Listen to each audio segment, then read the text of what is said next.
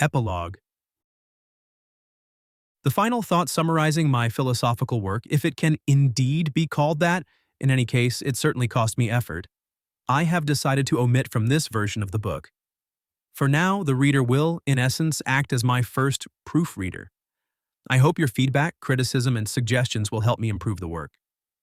Still, I cannot ignore the inevitable questions about my competence, which will undoubtedly arise given the provocative material and previously unheard of ideas spanning philosophy, psychology, biology, and science.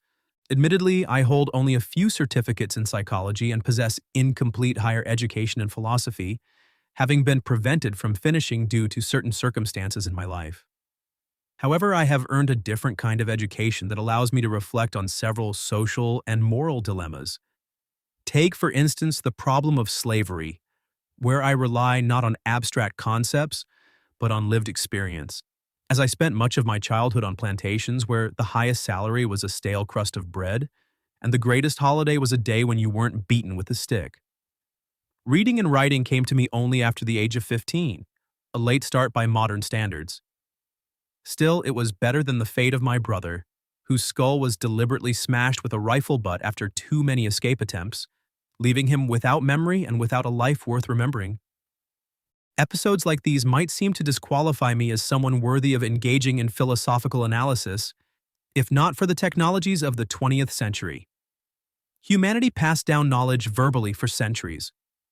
We developed the most ephemeral means of perceiving information, orally. Evidence of this can be found in the likelihood that you are listening to this book rather than reading it. I discovered MP3 technology, or rather gained access to it, at the age of 15. Despite my autism diagnosis, information became my uneven nirvana. Instead of Buddhist chants, it was physics and philosophy lectures that filled my ears, while my guides to this world were cheap headphones that ultimately half destroyed my hearing. I consumed gigabytes of knowledge, converting weighty scientific publications into MP3 format, decades spent with my ears glued to the noise of other people's thoughts, but never music. Sagan forbid. I practically sacrificed an ear on the altar of learning, a small price to pay for a world that had been closed to me for so long. Of course, I felt as though I had missed everything this world had to offer. I imagined the modern human as someone who routinely absorbed all the nuances of reality, the depth of human thought, and the intricacy of human psychology, unlike me, which gave me a profound sense of inferiority and led to social phobias. Yet, eventually, I turned my gaze from science to psychology. I pieced myself together, even founded my own company. Then, fate intervened again.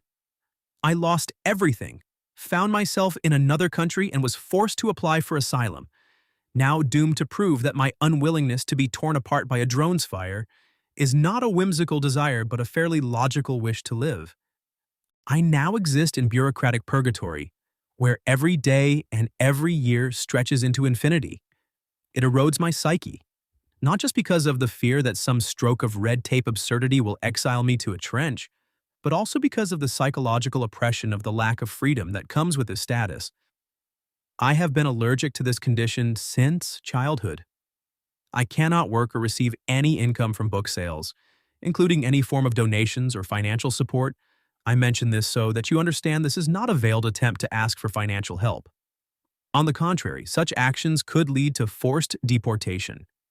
And yet, despite once again ending up in a situation where I am forced to think about food for myself and my family, who stoically adhere to their vegan lifestyle, which evokes both my envy and tears, it is not as critical as the need to find those who will help me distribute and, ideally, edit this book. Until then, I only ask, judge me gently, especially my unprofessional translation into the blessed English language, nightbound labor where errors crept in like shadows I could not chase. If this book offends you or if it feels like a tangled mess, blame the translation. Surely, somewhere beneath it all, this guy means well. Ah, yes, what conclusion would be complete without the obligatory, please subscribe?